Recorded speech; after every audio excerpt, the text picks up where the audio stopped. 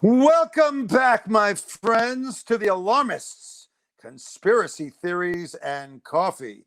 Unfortunately, right now, I'm without coffee and I might be feeling a little sluggish, but I'll fix that in a few moments. Anyway, today we got an amazing show.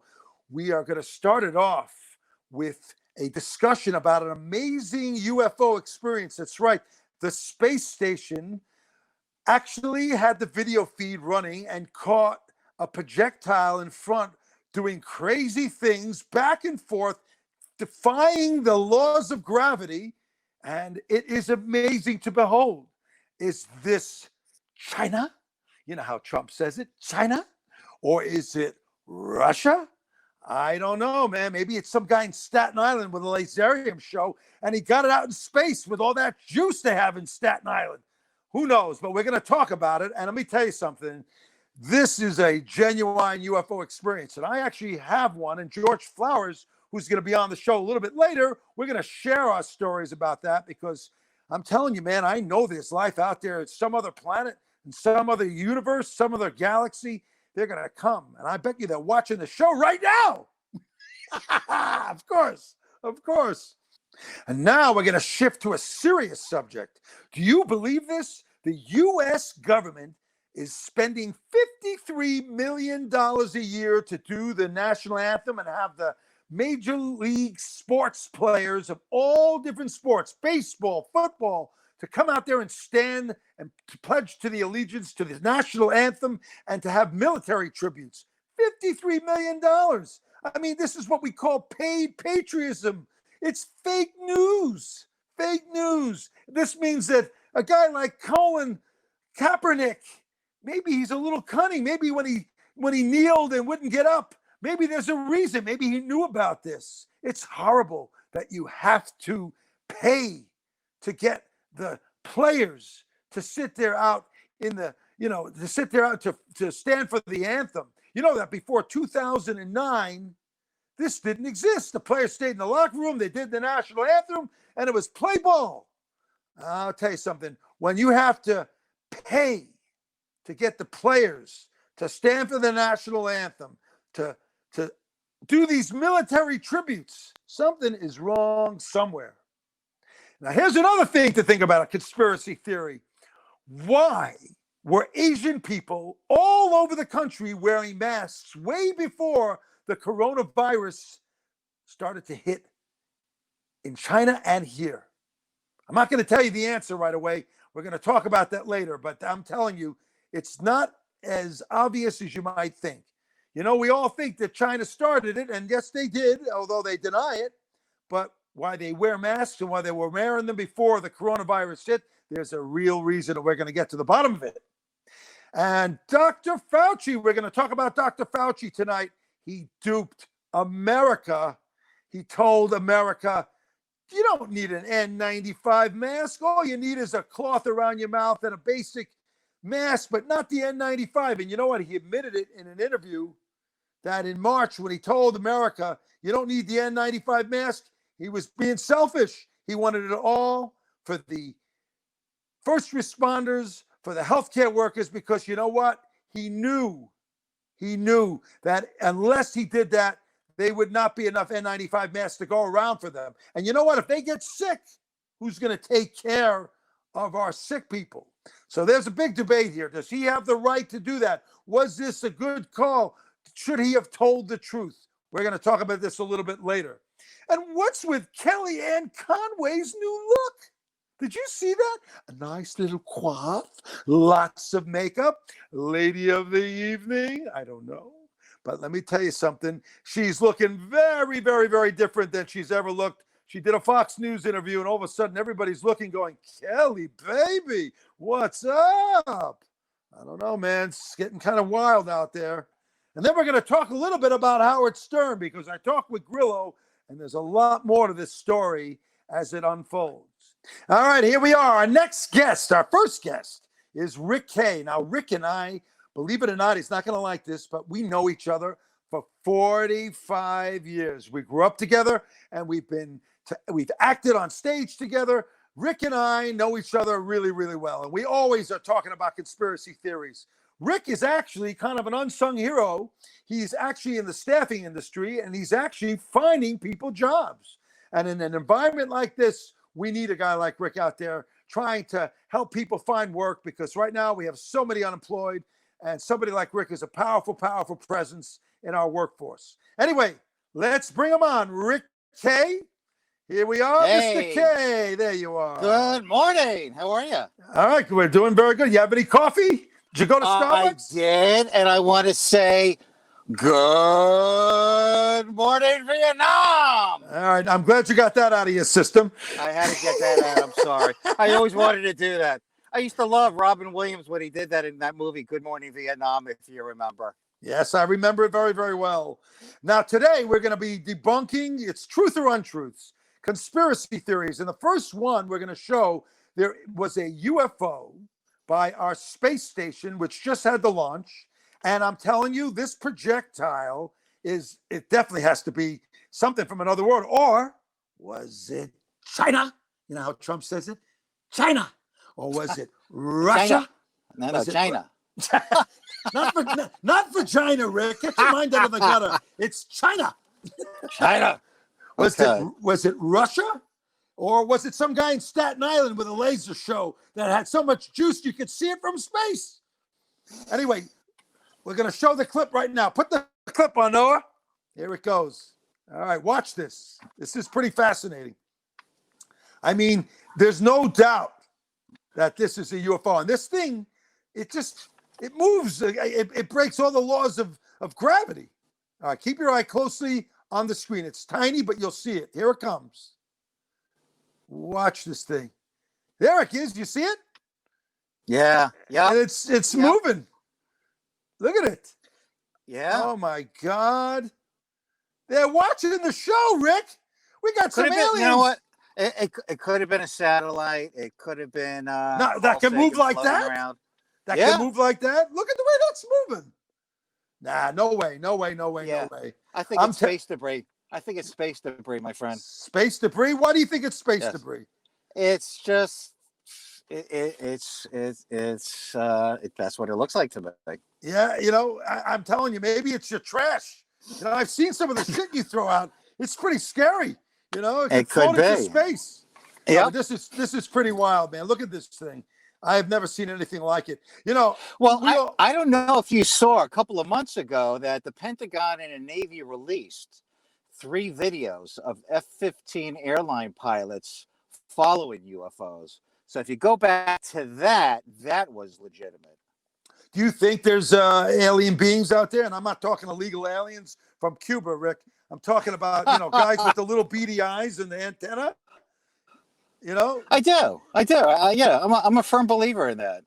I used to Area 51. I believe in all that stuff. Love all that stuff. Yeah, really. I mean, look how many planets and stars there are. I mean, the odds are that they're out there. But why is it that the government always kind of deflects, doesn't want anyone believing really that, that they exist. But then every once in a while they release a video that kind of shows, some kind of strange air, spacecraft. We never see any beings. That's what Area 51 is all about, Yeah. Well, I guess, you know what? They're afraid of the public's reaction to something like that. You think there would be, you think there'd be panic? I don't know if it would be a panic, but, it'd be pretty interesting, obviously, Would your wife run out of the house with her bathrobe on going, "Oh my God, aliens!" Yeah, probably. How would you take it, man? How would you take it? You'd be going out like this. You'd be like, "We will not harm you. We are friendly. Please come to my home. Would you like some coffee? Because this is conspiracy theories and coffee." Let me ask you this. Do you ever watch any of the ghost hunter shows on TV? Yes, I do. They are. I mean, that's what I want to do.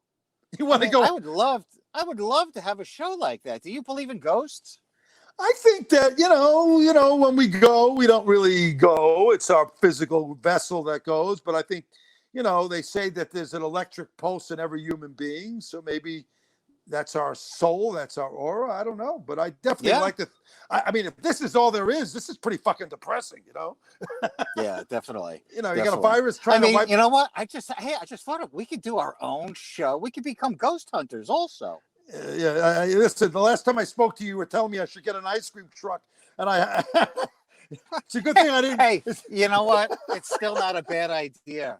Yeah, just for the record, Rick said to me, if it doesn't work out, we could always be ice cream men and get a Mr. Softy truck. Yeah, so I actually saw one going by and I videotaped it, and I sent it to him. That was pretty good. Next, and now I'm going to bring on my partner in this is George Flowers, and I hope George is in the studio. And if we can here he is, George. What a face! I love it. Hello, George. It's what I got. It's what I got. What can I tell you? I can't do everything. This is it. What can I say? I didn't realize that you had COVID, Rick. Yeah. Oh, wow. That's bad. Yep. My wife had it. I had it. So, yeah. I know. I think we probably all know people who have died of this thing, who have it as you had it, and the fact that there are people who take this thing like a grain of salt and don't take it seriously and don't wear masks, the stupidity that this country is prone to on occasion, and this is as dire an occasion as anything could be, as serious an occasion, and people are just doing this insanity. I wanted to share one thing with people, and with you I'll share it as well, Rick. Jesse, I've said this to you, that one of the things when you come in, you realize that what gets rid of the virus has an envelope around it, in fact, that's made of fatty material. And to break through that fat, you just need soap. You don't need anything extreme. A soap will do it. It's just like it cuts grease on a plate after dinner, that sort of thing. That's all you need. So that's one thing to do. One thing that you can do, however, anybody can do it. Go into a drugstore or have it sent to you, however you do it. Get something called betadine. B-E-T-A, I think it's D-Y-N-E, might be D-I-N-E, betadine. It's 10%. Betadine solution. It's 10% iodine. And it's the stuff that in the old days, they don't use it, I don't think now as much as they used to, but when doctors were prepping for surgery, they would literally paint the surgical site with betadine to kill viruses and bacteria and so on. Take betadine, mix it with, you can mix it just with, Palmolive dishwashing detergent, or if you have soft soap, or whether it's antibacterial or not, maybe a third betadine, 2/3 soap. Wash with that when you come in. You do your happy birthday twice or whatever you do to get your 20 seconds. I probably go for 60 seconds using this stuff every time. I am very much a bacteriophobe to begin with. When I was on the Stern Show, that's one of the things that we had talked about years back. Isn't Howard a germaphobe as well? Yeah, he is as well. Trump is as well. And Howard and I talked one time about how many times we wash our hands a day. I mean, who knows really? But if I'm home, I probably ordinarily wash my hands 20, 30 or 40 times, I think is what I said. No way. That's a fair, really? 30 or 40 times a day. Wow. And God. I don't use the betadine every time because it leaches into your skin, gets into your system, and your thyroid goes nuts. So you got to be a little careful with it. But when you go out, and come back into the house, take the solution, wash your hands with it, and just give it that 20, 30, 40 seconds that you do, and get between your fingers and all the stuff that we weren't doing in the old days. We just do this sort of thing. We figured we were done. Take a nail brush if you have one, go over your nails, your fingernails, clean them up, and you're going to be pretty well disinfected. So that's George, a safe thing to do. Do you think this is the China flu? Do you think that Trump was right in calling it the Chinese flu? You can call it whatever you want. Does it put a stigma on it? Yeah, it does. Is it fair to call it? You can call it whatever you want to call it. I'm less concerned about that, but the labeling of this thing and connecting it to China, it did come from China. And now there's another outbreak in Beijing. Let's just call it what it is. COVID-19. Yes. That's what this thing is called. H1N1. You want to call that? Was it swine flu? Whatever that one was. I forget. back in SARS. There was 2000. SARS. Yeah. Was it SARS 2009? Yeah. SARS, yeah. Call it whatever you want to call it. Just be careful with this thing.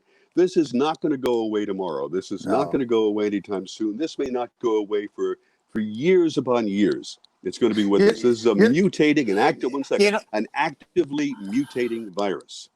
All right. And it's got plenty of opportunity to mutate. Go ahead. I'm sorry. Yeah. Do you think that Dr. Fauci, you heard what I was saying to Rick, do you think Dr. Fauci had right to lie to the American public? You know what somebody called him? They called him Herbert Hoover with a stethoscope. Call him. Do I think he would look? Was he truly right? I'm not going to say that that was right. I'm not. At least I'm sure he doesn't dress up. Go ahead. No, I'm saying I'm sure he doesn't dress up in women's clothing at night like Herbert Hoover used to do. I've been known to do it too. What's wrong with that? Exactly. What difference? What difference does it make? Are you wearing your nightie? Are you wearing your nightie now? The instinct. Jesse, I've seen you wear your wife's clothing dress up to you in a times. No. Yeah, right. No, I don't. Believe me, I don't do that. Anyway, Rick, I just got word over the news wires that Dr. Fauci, since we were talking about him, has said that he doubts that the NFL season is going to happen this year. This is quel dommage. What the hell? No. Yeah, he says it. Yeah, no. Look at it. Look, I don't know if did you get an alert or something like that? Yeah, no, it's real. It's real. My producer. How could that happen if they bring it back Major League Baseball? Tennis, right? I just heard tennis is going to start again without fans. I think they'll bring the NFL back. Yeah, but the problem is the NFL is a contact sport, and you can't play the game without touching the football, without everybody touching the football, without jumping on one another. I think it's the right call, but you know what? There is going to be an outcry, except for maybe the Jets organization, which can never get it right anyway. So maybe this is the a little bit of mercy killing here. No. Hey, I'm a big Jet fan. Yeah, I know who you are. I know who you are, Jet fan. Fuck off. Jamal Adams just asked for a trade. Conspiracy theory or truth? It's real. It's truth. Yeah. He wants to go to Dallas. Oh my God. Give us 2 number 1 picks and send them packing. That's all. Yeah. You really think it's that simple?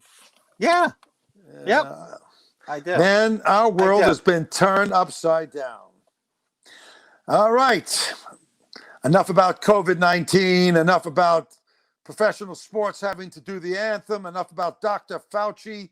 We're going to move on to classic Hollywood, and that is Susan Granger. She is Hollywood royalty. She comes from a Hollywood family. She was a child actress. She knows everything about Hollywood. She's an acclaimed critic of films, and she knows all about everything that is Hollywood. And with what's going on right now, we have a lot to talk about. Susan, come on board. Hi, Jesse. Hi. Delighted. This is great. This is wonderful. I'm glad you have this show and to work with you again. This is great. And George Flowers is back. Say hello to George, Susan. Hi, George. Nice to meet you. Hello, Susan. How are you? I'm doing just great. Yep. In this time of uncertainty, good. I'm glad to hear Hollywood, years ago, my dad told me that if you want a career in show business, remember you've got one foot on ice and the other on a banana peel. And it's never been more true. Right. Absolutely true. Now, what are you seeing? What are you seeing out there?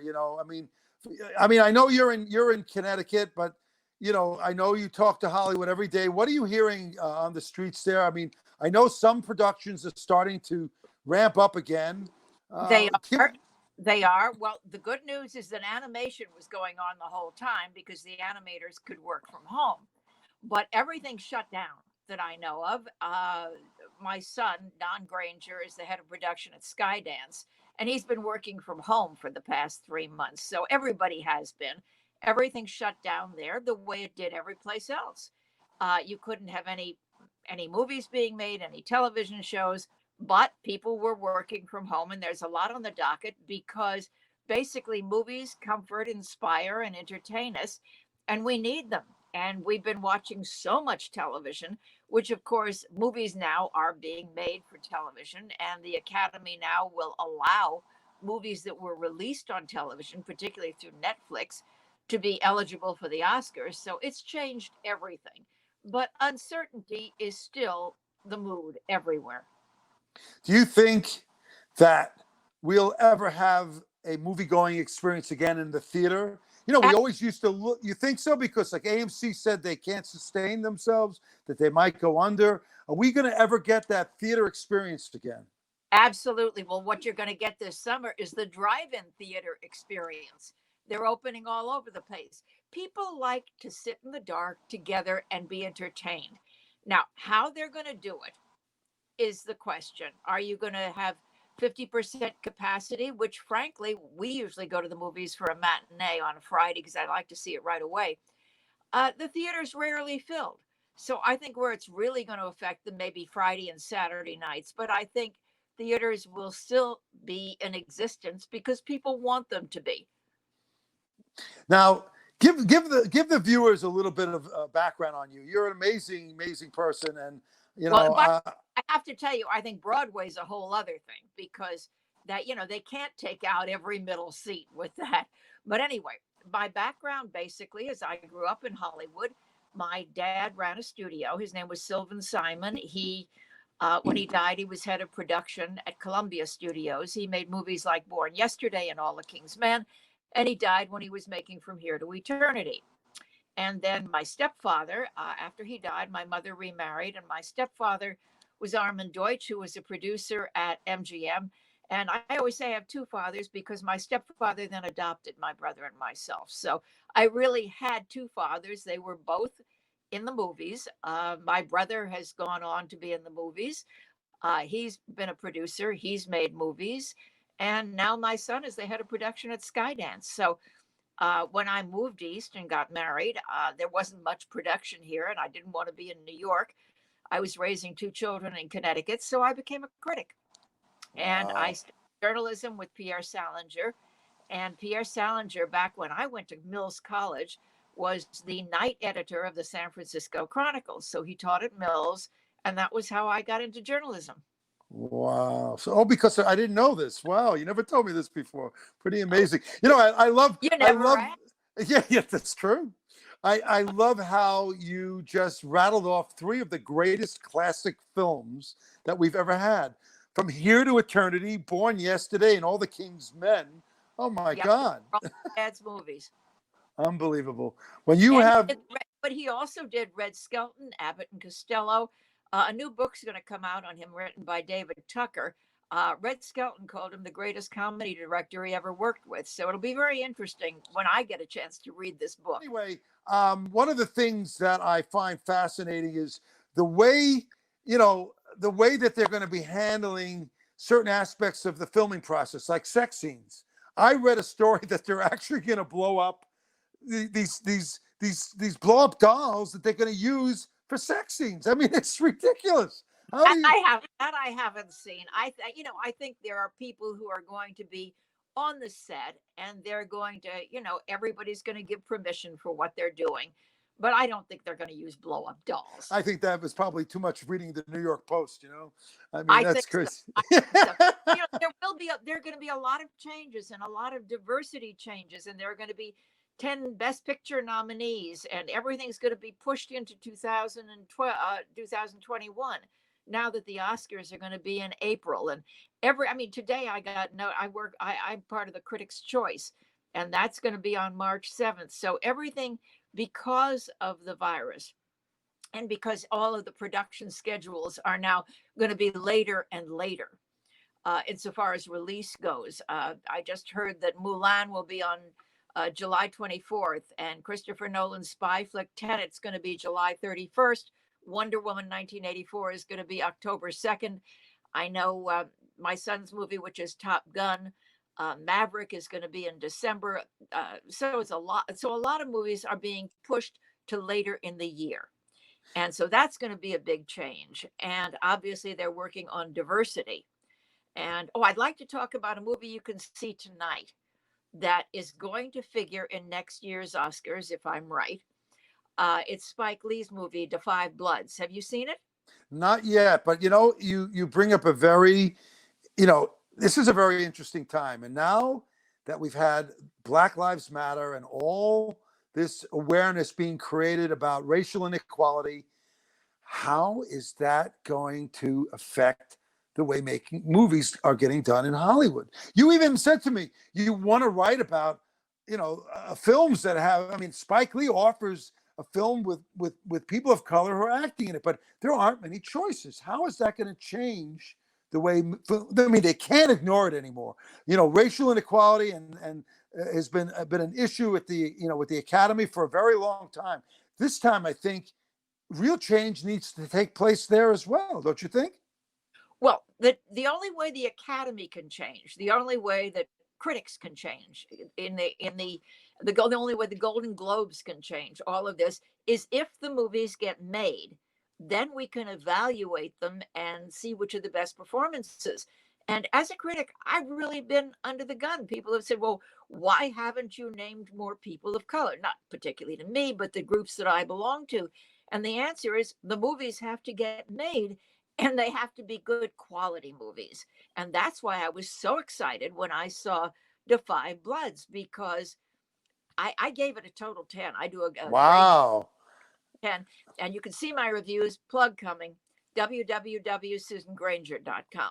But anyway, we'll put it down. We'll put it below you when we have the show. That's great. I gave it a total 10 because it's timely, it's relevant, it's a brilliant movie, and it explores racial inequality through the lens of the Vietnam War. 4 African-American veterans gather in Ho Chi Minh City on a dual mission.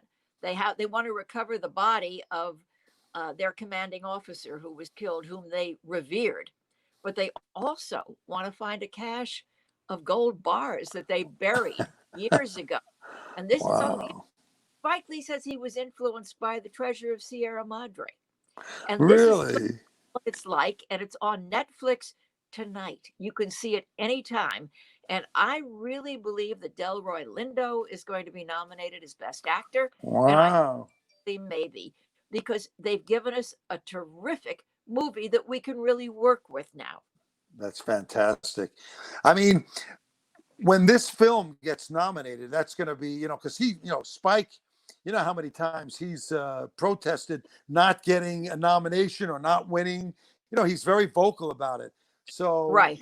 I think he did win an Oscar for Black KKK Klansman for the screenplay. Right. So finally, but he's, of course, so much more needs to be done. What do you think when we finally get past this pandemic? Because I'm worried about a second wave, and I think, everything's being canceled. The NFL season was just pretty much, put on the sidelines. What do you think the changes are going to be when we know it's safe to go out?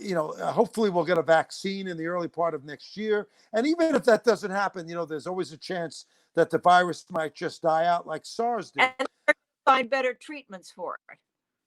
So yeah, they're discovering things which hopefully will make it nothing more than having a bad flu or something to that extent.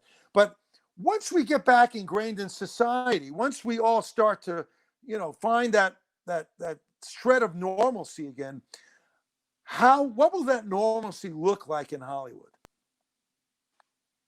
I think the normalcy, the movie production will go back to the way it was, hopefully, but with a lot more safety aspects of it. The catering will be box lunches, not a big buffet.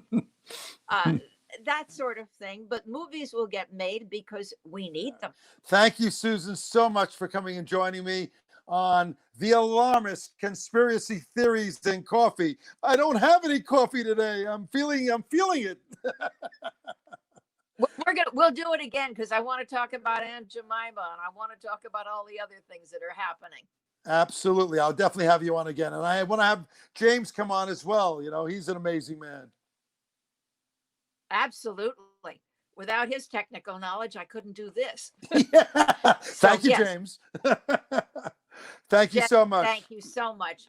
It's been great working with you. And I got to say, we've had a working relationship for about 30 years. So this is Yeah, terrific. yes, since 1990. Unbelievable, man. Wow. And we're getting better looking, don't you think? No question about it. No question about it. All right. To see you again. Big kiss, big hug, and speak soon. Thank you for coming on for the second episode of the Alarmists, Conspiracy Theories, and Coffee. There's a lot going on in this country. It's never, ever easy. And this week in particular, between the UFO and paid patriotism and all this stuff that's coming out, we got to remember to get along. We got to remember to be open and honest and try to love one another. And remember, I say this, I'm going to say this every single week. Our differences are our strengths if we only have an open mind. Good night, folks. See you soon. Peace.